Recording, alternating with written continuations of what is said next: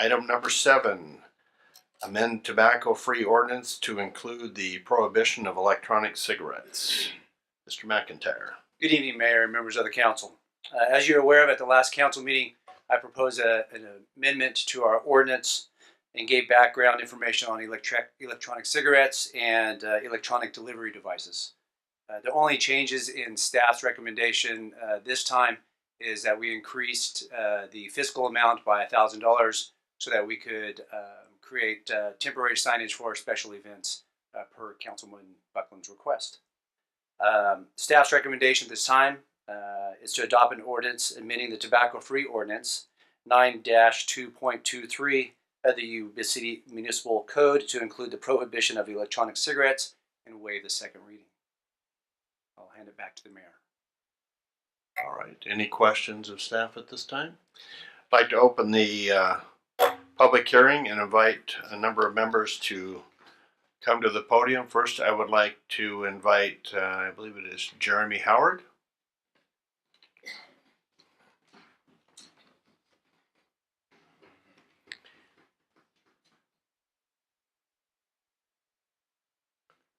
And before you start, Jeremy, the next in line will be Luann Cummings and then Mark Howard. Thank you, Mr. Mayor and members of the council.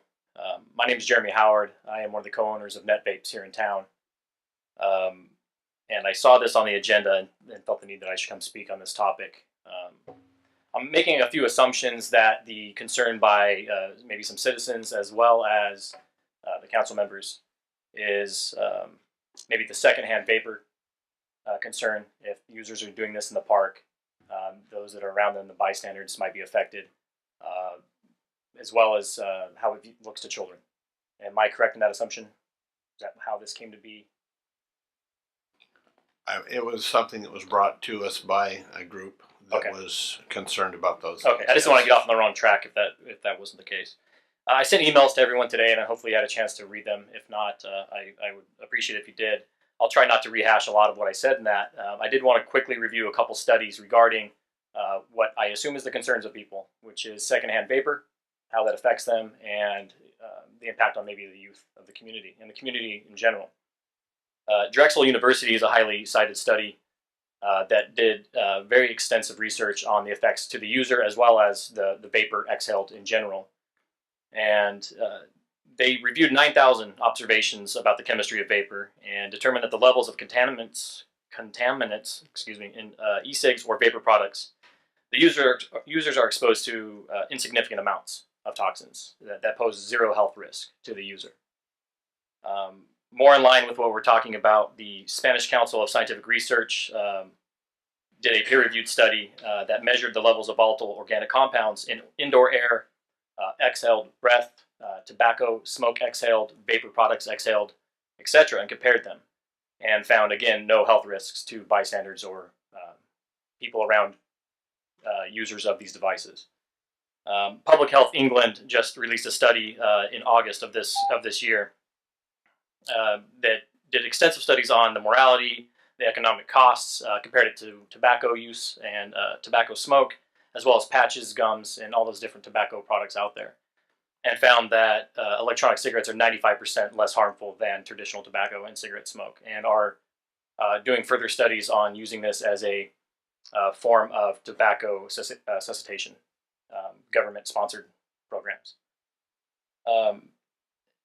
At the end of the day, vaping is a consumer-created solution to the tobacco problem, and any proven or determined negative impacts on our community should be looked at with a fresh set of eyes and not just lump them in with current tobacco ordinances, because at the end of the day, these products do not contain tobacco. Many of our users, in fact, opt for no nicotine as well, and so there is no ties to tobacco whatsoever with these users. There's been an extensive amount of study, and we have yet to find anything that's showing it's as harmful as tobacco. And to lump this in with something that's as heavily regulated as the tobacco industry for good cause, it's been proven to be deadly, and for those that are around the users of tobacco, I think is a little heavy-handed. And a flat-out ban I would not agree with, and I would urge you guys to vote no. I have to ask you to wrap up. Did I go over? I'm sorry. You met your time here. Sure. So In closing, children should not be using these products. We fully support that, and any responsible ordinance put forward, we would support to prevent that. But banning a product simply for the way it looks, to those not familiar with it, is something that I hope this council does not support. And thank you for your time. All right, thank you. Actually, I'm going to have Mark Howard, if you would step up next.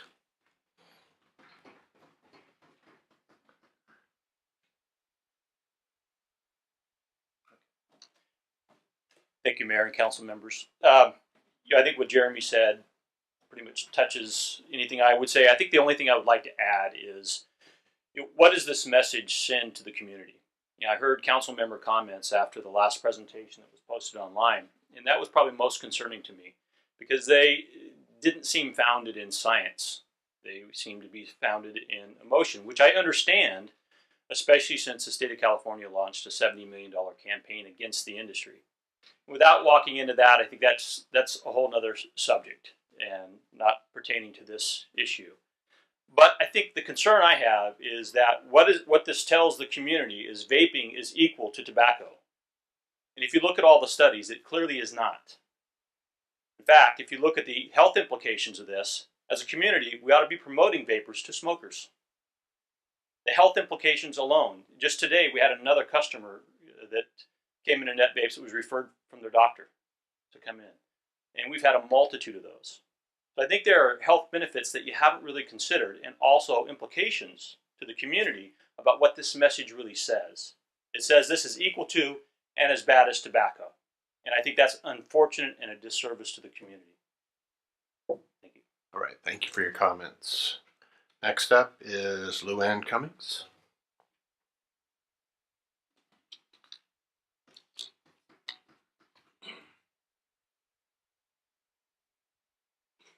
I'm Dr. Luann Cummings. I'm the County Health Officer, and come to speak on this ordinance as I think it's a really important consideration.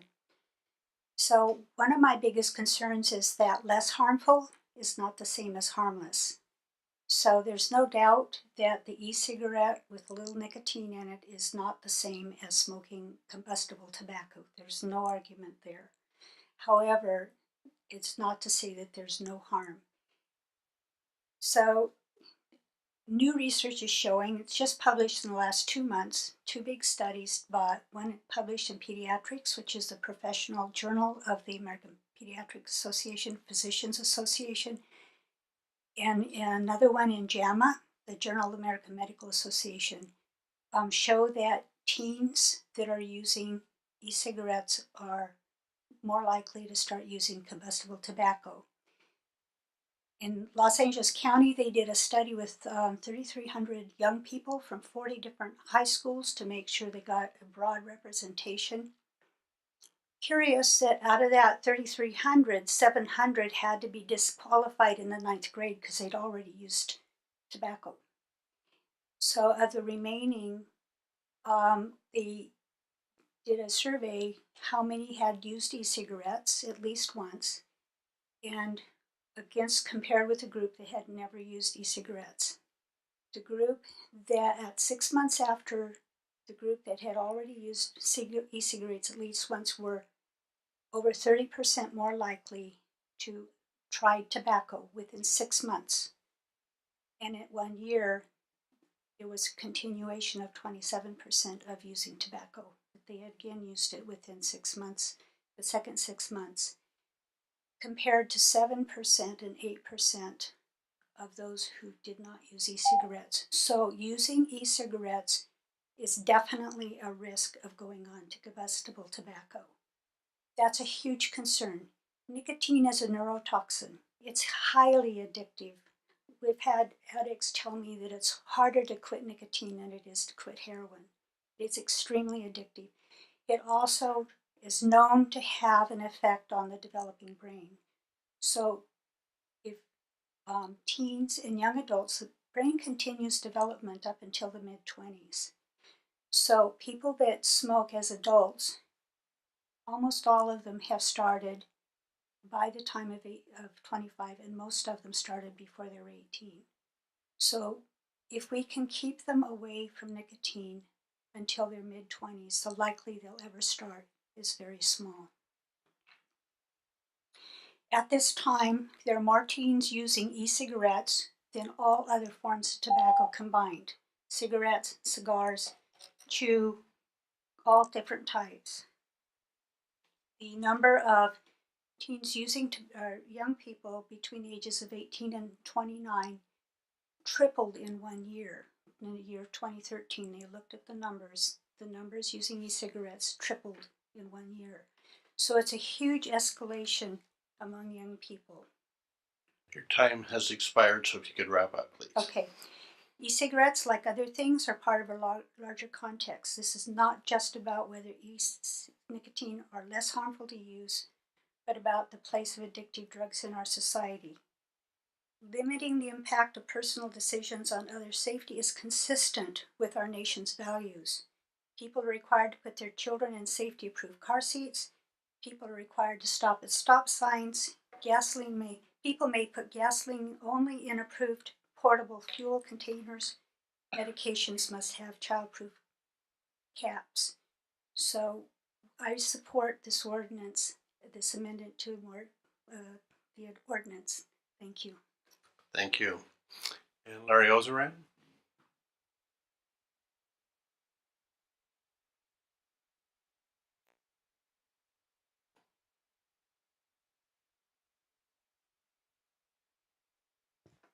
Mayor Dukes, member of the council, thank you for your time this evening. I'm Larry Ozeran of Northwest Yuba City.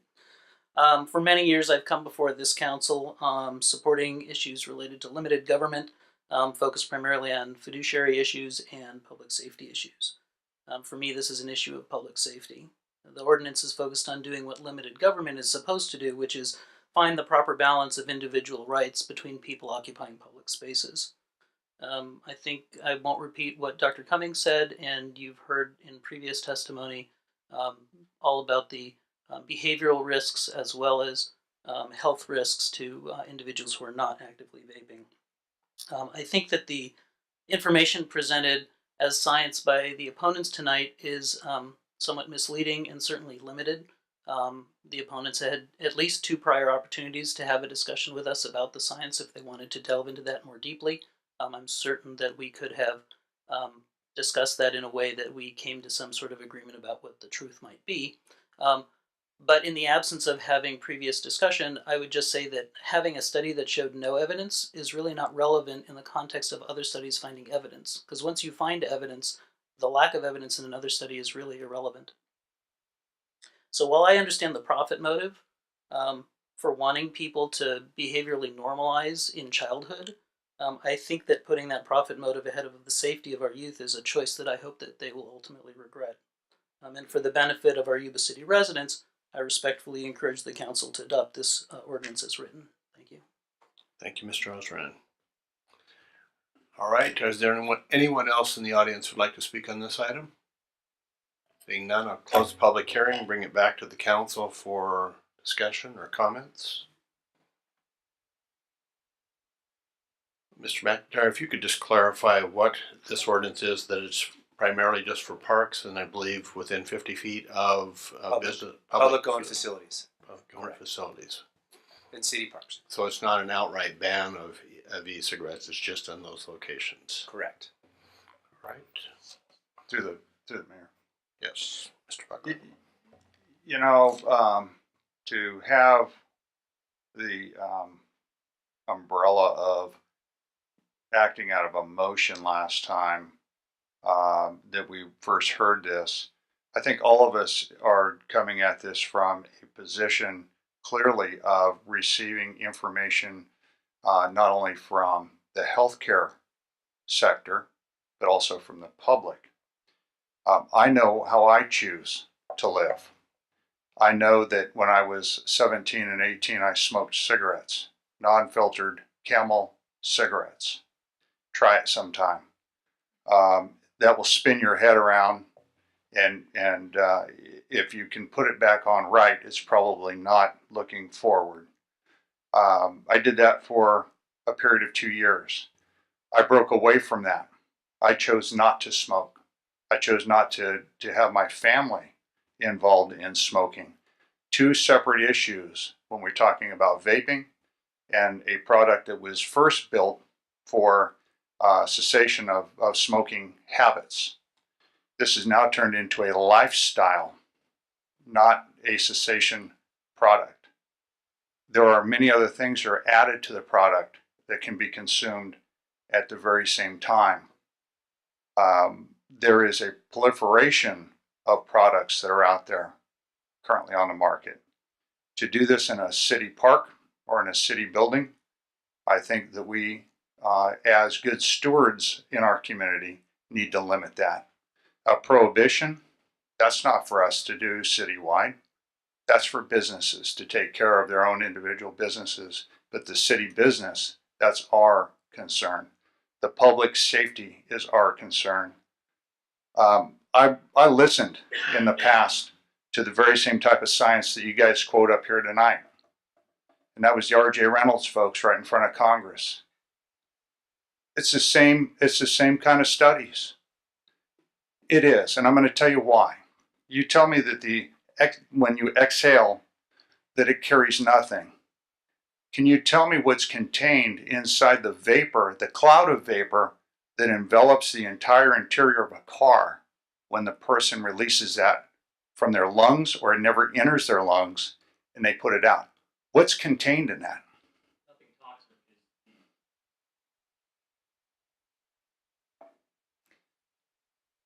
These. No. Order. No. No. We've had the public hearing, and so. I asked the. Okay, it was rhetorical. It was rhetorical. Let's leave it at that. Okay, so it was improper on my part.